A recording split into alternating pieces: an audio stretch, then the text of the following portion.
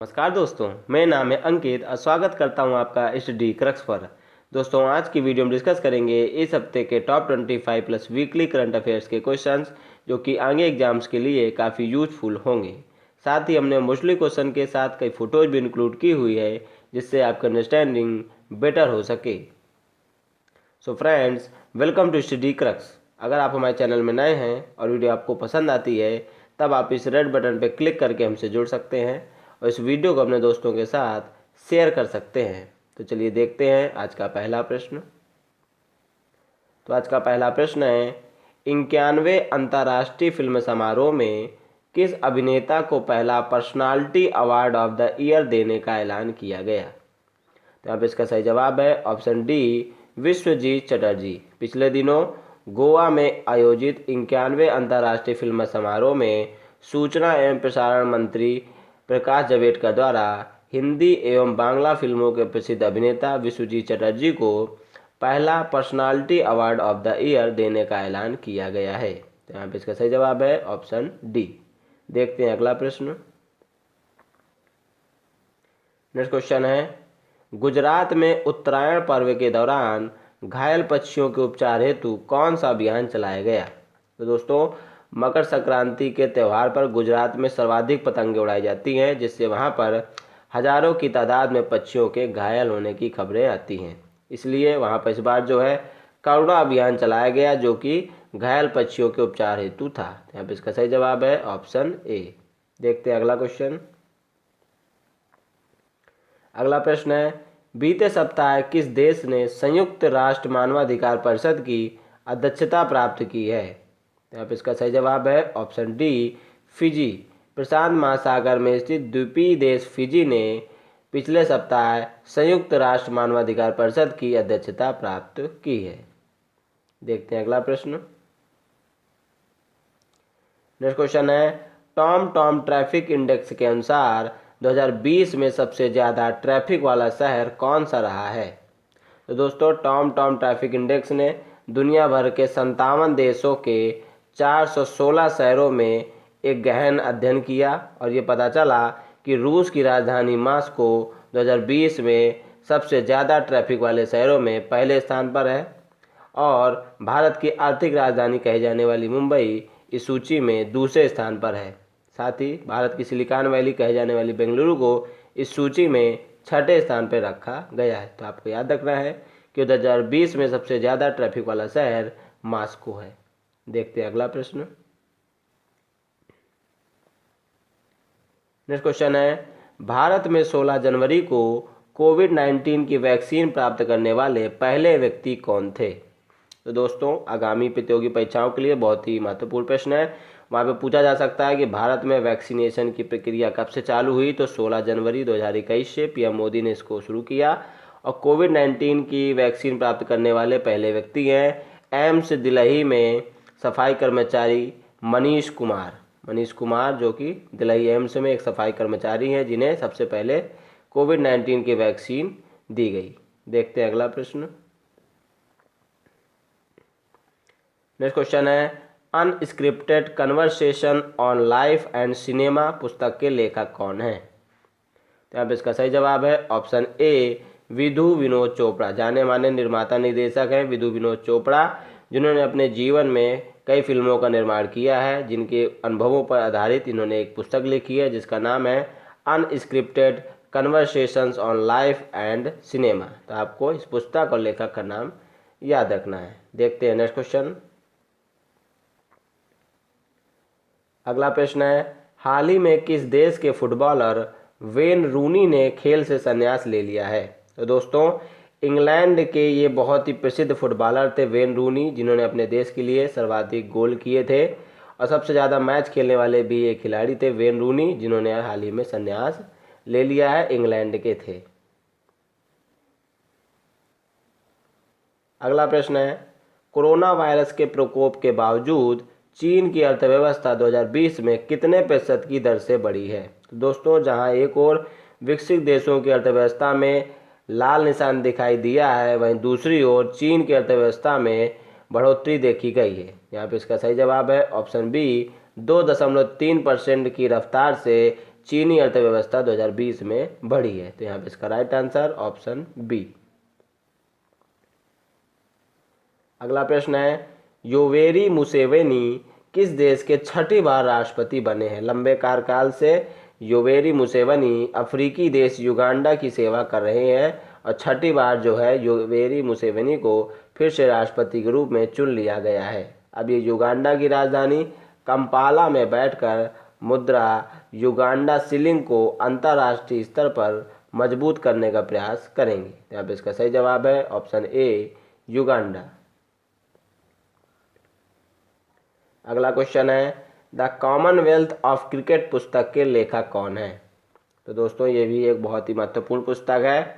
जाने माने राइटर और पत्रकार रामचंद्र गुहा ने पुस्तक लिखी हुई है। ये क्रिकेट इतिहासकार भी हैं। इन्होंने क्रिकेट पे पुस्तक लिखी है, द कॉमनवेल्थ ऑफ क्रिकेट। तो आपको नाम याद रखना, बहुत ही फेमस नाम है। इनकी दो पुस्तकें दोस्तों बहुत ज़्यादा फेमस है। एक है इंडिया आफ्टर गांधी और एक है गांधी बिफोर इंडिया। ये दो पुस्तकें भी आपको याद रखनी है जो कि रामचंद्र गुहा द्वारा लिखी गई हैं।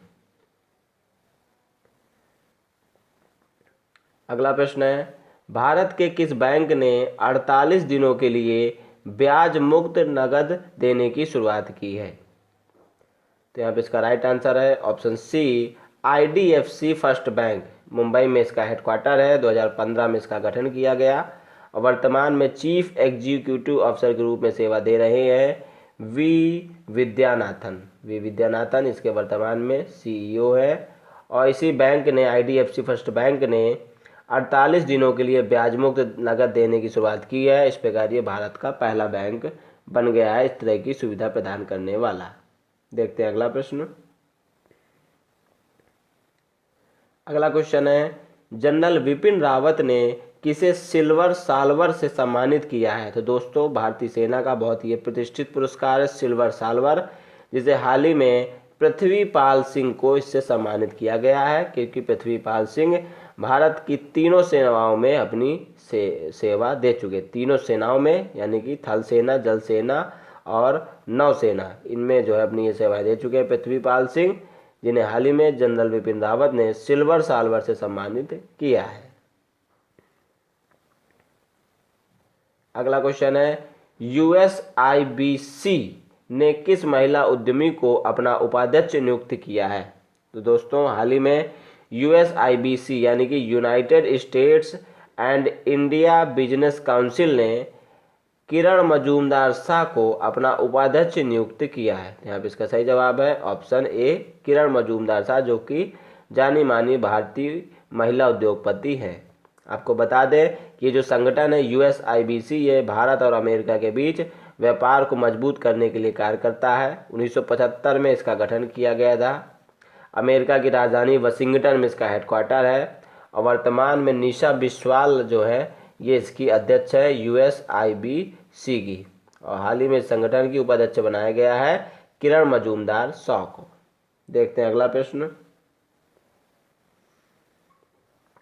अगला क्वेश्चन है, वायरस विज्ञानी सी झेंगली, जिन्हें बैट वुमेन के नाम से भी जाना जाता है, को किस देश की सरकार ने सम्मानित किया है? अब इसका सही जवाब है ऑप्शन बी चीन। चीन की ये वायरस विज्ञानी है सी झेंगली, जिन्होंने चमगादड़ों के ऊपर बहुत ही अच्छा रिसर्च किया है, जिसके कारण इन्हें दुनिया भर में बैट वुमेन के नाम से जाना जाता है। इन्हें चीन की सरकार ने सम्मानित किया है। अगला क्वेश्चन है, गुजरात स्थित सोमनाथ मंदिर ट्रस्ट के अध्यक्ष कौन बने हैं? तो सोमनाथ मंदिर ट्रस्ट दोस्तों जो कि गुजरात के गिर सोमनाथ जिले में स्थित है, तो इसके हाल ही में देश के प्रधानमंत्री नरेंद्र मोदी अध्यक्ष बने हैं। तो PM नरेंद्र मोदी इसका राइट आंसर है। PM नरेंद्र मोदी से पहले गुजरात के पूर्व मुख्यमंत्री केशुभाई पटेल इसके अध्यक्ष थे, जिनका हाल ही में निधन हो गया। उनके निधन होने के बाद ये पद रिक्त था और इसी का जो ट्रस्ट के मेंबर थे PM नरेंद्र मोदी, जिन्हें हाल ही में इस ट्रस्ट के अध्यक्ष के रूप में चयनित किया गया है। देखते हैं अगला प्रश्न। अगला क्वेश्चन है, किस राज्य के राज्यपाल आरिफ मोहम्मद खान ने वन स्कूल वन IAS योजना का उद्घाटन किया है? तो इसका राइट आंसर है ऑप्शन सी केरल। केरल राज्य के राज्यपाल हैं आरिफ मोहम्मद खान, जिन्होंने राज्य के प्रतिभाशाली विद्यार्थियों को आगे बढ़ाने के लिए और उन्हें आईएएस बनाने के लिए वन स्कूल वन आईएएस योजना का उद्घाटन किया है। इस योजना की मदद से राज्य के 10,000 से ज़्यादा प्रतिभाशाली शिक्षार्थियों को आईएएस की कोचिंग फ्री में दी जाएगी। देखते हैं अगला प्रश्न। नेक्स्ट क्वेश्चन है, अमेरिका के बाद किस देश ने ओपन स्काई संधि से अलग होने की घोषणा की है? तो दोस्तों आगामी परीक्षाओं के लिए बहुत ही इंपॉर्टेंट क्वेश्चन है। इसका सही जवाब है ऑप्शन सी, रूस। अमेरिका के बाद रूस ने ओपन स्काई संधि से अलग होने की घोषणा की है। इस संधि में शामिल देश जो है उस योजना के लिए अपनी सहमति देते हैं, जिसके अंतर्गत कोई भी देश जो है एक दूसरे की सीमा में हथियार रहित विमान लेकर निगरानी कर सकता है। अब इस निगरानी से जो है खफा होते हुए अमेरिका और रूस इस संधि से अलग हो गए हैं। अगला क्वेश्चन है, नीति आयोग द्वारा जारी इंडिया इनोवेशन इंडेक्स 2020 में कौन सा राज्य शीर्ष पर है? यानी कि वह राज्य जो कि अपनी आर्थिक क्षमताओं को बढ़ाने के लिए नए नए प्रयोग कर रहा है। तो यहाँ पे इसका सही जवाब है ऑप्शन ए, कर्नाटक। नीति आयोग यानी कि इसका आपको फुल फॉर्म याद रखना है, national institution for transforming India. 1 जनवरी 2015 में इसका गठन किया गया। वर्तमान में इसके सीईओ हैं अमिताभ कांत और उपाध्यक्ष है राजीव कुमार। तो नीति आयोग द्वारा जारी इंडिया इनोवेशन इंडेक्स 2020 में कर्नाटक राज्य बड़े राज्यों की श्रेणी में शीर्ष पर है और छोटे राज्यों की श्रेणी में हिमाचल प्रदेश यानी एचपी को शीर्ष पर रखा गया है। तो आपको इन दोनों राज्यों के नाम याद रखने हैं जो कि इंडिया इनोवेशन इंडेक्स 2020 में प्रथम पायदान पर हैं। देखते हैं अगला प्रश्न। अगला क्वेश्चन है, किस केंद्र शासित प्रदेश के गुच्छी मशरूम को जीआई टैग यानी कि जियोग्राफिकल इंडिकेशन टैग दिया गया है? तो यहाँ पे इसका सही जवाब है ऑप्शन डी, जम्मू कश्मीर। जम्मू कश्मीर में दोस्तों ये मशरूम पाए जाते हैं, गुच्छी मशरूम, जिन्हें हाल ही में जीआई टैग दिया है। बाज़ार में इनकी कीमत बहुत ज़्यादा है। इनको आप बाज़ार में रेट देखेंगे तो 36,000 रुपये पर केजी इनका रेट है, जो कि कई घातक बीमारियों के लिए लाभदायक होते हैं। यहाँ पे दोस्तों बात करें जम्मू कश्मीर की, तो वहाँ पर उपराज्यपाल के रूप में सेवाएं दे रहे हैं मनोज कुमार सिन्हा और राज्य की भलाई के लिए नई नई योजनाओं का भी लोकार्पण कर रहे हैं। अगला प्रश्न है, गणतंत्र दिवस परेड में फाइटर प्लेन उड़ाने वाली पहली महिला निम्न में से कौन होंगी? तो दोस्तों हाल ही में 26 जनवरी आने वाला है, जिसमें इस परेड में जो होगी यहाँ पे, तो वहाँ पे फाइटर प्लेन उड़ाने वाली पहला महिला बन जाएंगी भावना कांत। तो यहाँ पे इसका सही जवाब है ऑप्शन सी, भावना कांत, जो कि 26 जनवरी में गणतंत्र दिवस परेड में फाइटर प्लेन उड़ाने वाली पहली महिला होंगी। नेक्स्ट क्वेश्चन है, भारत ने किस देश के साथ पनडुब्बी बचाओ सहयोग समझौते पर हस्ताक्षर किए हैं? तो इसका राइट आंसर है ऑप्शन डी, सिंगापुर। द्वीपीय देश सिंगापुर के साथ भारत ने पनडुब्बी बचाओ सहयोग समझौते पर हस्ताक्षर किए हैं। तो दोस्तों ये भी काफ़ी इंपॉर्टेंट क्वेश्चन है, पेपर में आएगा। तो आप जो पनडुब्बी देखकर आप जलीय सीमा साझा करने वाले देश श्रीलंका के पास जा सकते हैं या बांग्लादेश के पास जा सकते हैं, इसलिए आपको इसको एक नोट डाउन कर लेना चाहिए कि भारत ने सिंगापुर के साथ जो है पनडुब्बी बचाओ सहयोग समझौता पर हस्ताक्षर किए हैं।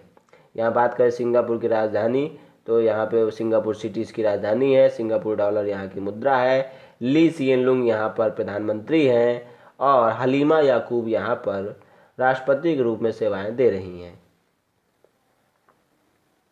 नेक्स्ट क्वेश्चन है, किस देश के जाने माने क्रिकेटर ने फ्रेंचाइजी क्रिकेट से संन्यास ले लिया है? तो सबसे पहले आपको खिलाड़ी का नाम बताना है, तो आप देश भी बता ही देंगे। तो यहाँ पे इसका सही जवाब है ऑप्शन ए, लसित मलिंगा, जो कि श्रीलंका के जाने माने क्रिकेटर हैं। इन्होंने हाल ही में फ्रेंचाइजी क्रिकेट से संन्यास ले लिया है। इससे पहले ये टेस्ट क्रिकेट और वनडे से भी संन्यास ले चुके थे। हाल ही में इन्होंने आईपीएल जैसे फ्रेंचाइजी क्रिकेट से भी संन्यास लेने की घोषणा की है। देखते हैं अगला प्रश्न। नेक्स्ट क्वेश्चन है, ग्लोबल फायर पावर इंडेक्स 2021 में चौथा स्थान किस देश को प्राप्त हुआ है? यहाँ पे इसका सही जवाब है option D, Bharat. Global fire power index में कि 2021 में जो सूची आई है उसमें अपने देश भारत को चौथा स्थान प्राप्त हुआ है। इस सूची में पहले स्थान पर अमेरिका है। बता दें कि ग्लोबल फायर पावर इंडेक्स में उस देश को प्रथम स्थान दिया जाता है जिस देश की सेना सर्वाधिक शक्तिशाली होती है। तो यहाँ पे अमेरिका की सेना सर्वाधिक शक्तिशाली है और अपने देश भारत की सेना को चौथे पायदान पर रखा गया है। नेक्स्ट क्वेश्चन है, जम्मू कश्मीर में प्रस्तावित चटरगला सुरंग जिला कठुआ को किस जिले से जोड़ेगी? यहाँ पे इसका सही जवाब है ऑप्शन बी, डोडा। जम्मू कश्मीर में दोस्तों वहाँ से धारा 370 हटने के बाद कई कार्यक्रम चलाए जा रहे हैं। इसी क्रम में वहाँ पर एक चटरगला सुरंग भी प्रस्तावित है जो कि वहाँ के जिला कठुआ को जिला डोडा से जोड़ने का काम करेगी। तो इसका right answer option B. Next question है, जकार्ता स्थित आसियान सचिवालय में भारत का राजदूत किसे नियुक्त किया गया है? तो आसियान दोस्तों जिसका गठन वर्ष 1967 में किया गया था, वर्तमान में 10 इसके सदस्य देश हैं। इसका फुल फॉर्म है association of south east Asian Nations. Jakarta में इसका हेडक्वार्टर है जहां पर अब भारत के राजदूत होंगे जयंत खोबरागड़े। यह जयंत खोबरागड़े जो कि जकार्ता स्थित आसियान सचिवालय में भारत के नए राजदूत होंगे। आइए देखते हैं इस सप्ताह हुए प्रमुख निधन। तो इस सप्ताह शास्त्रीय संगीतकार उस्ताद गुलाम मुस्तफ़ा खां का निधन हो गया है। बहुत ही ये प्रसिद्ध थे, बॉलीवुड में इन्होंने कई प्रसिद्ध गीतकारों को, संगीतकारों को अपने जो है महफिल में उनको स्थान दिया था, उनको कई नए नए चीज़ें सिखाई थी। 89 साल के थे ये, कई समय से बीमार चल रहे थे ये। इनको वर्ष 2003 में संगीत नाटक अकादमी से सम्मानित किया गया था और 2018 में इन्हें पद्म विभूषण से सम्मानित किया गया था। इसी सप्ताह दोस्तों अरुणाचल प्रदेश के पूर्व राज्यपाल माता प्रसाद का भी निधन हो गया है। 1993 से 1999 के मध्य यानी कि 6 साल तक इन्होंने अरुणाचल प्रदेश के राज्यपाल के रूप में अपनी सेवाएं दी थी। राज्यपाल बनने से पहले ये उत्तर प्रदेश की सरकार में राजस्व मंत्री भी रह चुके थे। इसी सप्ताह दोस्तों कैंसर विशेषज्ञ डॉक्टर वी शांता का भी निधन हो गया है। 2016 में चिकित्सा क्षेत्र में योगदान देने के कारण इन्हें पद्म विभूषण से भी सम्मानित किया गया था। हाल ही में इनका निधन हो गया है, कैंसर विशेषज्ञ डॉक्टर वी शांता का। आइए अब देखते हैं इस सप्ताह के कुछ महत्वपूर्ण विश्व, अंतर्राष्ट्रीय और राष्ट्रीय स्तर के दिवस। तो 18 जनवरी को दोस्तों एनडीआरएफ का स्थापना दिवस मनाया गया है। एनडीआरएफ जो कि गृह मंत्रालय के अंतर्गत कार्य करता है, इसका फुल फॉर्म है नेशनल डिजास्टर रिस्पांस फोर्स।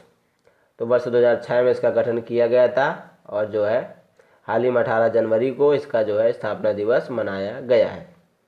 21 जनवरी को मेघालय, मणिपुर, त्रिपुरा इन 3 राज्यों का जो है स्थापना दिवस भी मनाया जाता है क्योंकि 21 जनवरी 1971 को इनकी स्थापना की गई थी।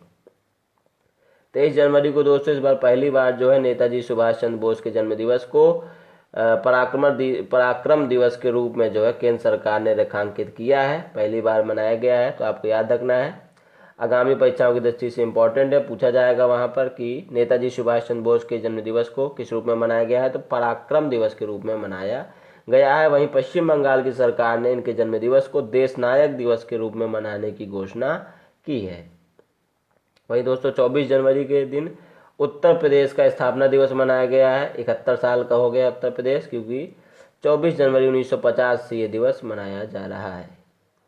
राष्ट्रीय बालिका दिवस भी दोस्तों 24 जनवरी को ही मनाया गया। वर्ष 2006 में केंद्रीय मंत्रालय ने इस दिवस को मनाने की घोषणा की थी। राष्ट्रीय बालिका दिवस बालिकाओं के सशक्तिकरण के लिए प्रेरित करता हुआ ये दिवस हर साल 24 जनवरी को मनाया जाता है। आशा करते हैं ये वीडियो आपको पसंद आई होगी। वीडियो पसंद आई हो तो लाइक करें, कमेंट करें और इस वीडियो को अपने दोस्तों के साथ शेयर करें। मिलेंगे नेक्स्ट वीडियो में, तब तक के लिए नमस्कार, जय हिंद, वंदे मातरम।